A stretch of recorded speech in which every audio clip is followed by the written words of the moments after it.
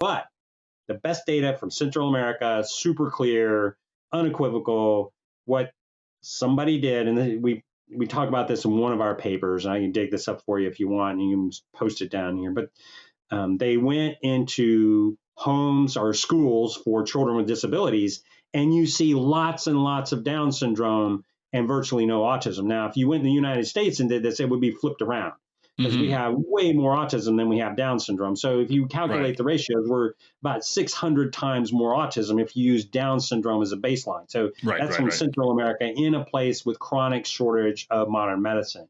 So that's, I think, the best data right there. So if somebody wants to argue about Cuba, I'm like, well, okay, I don't know. Or the Amish, okay, we're not sure. It looks, and there's other reports in people in Africa and parts of Africa with chronic shortages of medication or just no modern medicine. They've never heard of the autism phenotype.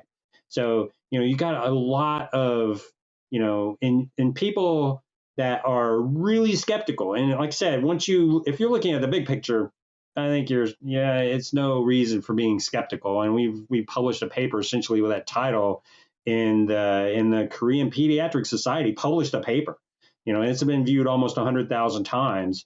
It's like, there's really no reason to be skeptical about this. You could be skeptical about one little piece of information, say, is it really that way in the Amish? But, we know the data, like I said, from Central America is super clear.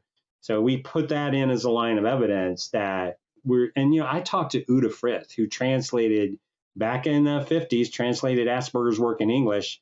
And she was one of the original people. And she said, look, we were super certain it was rare back then.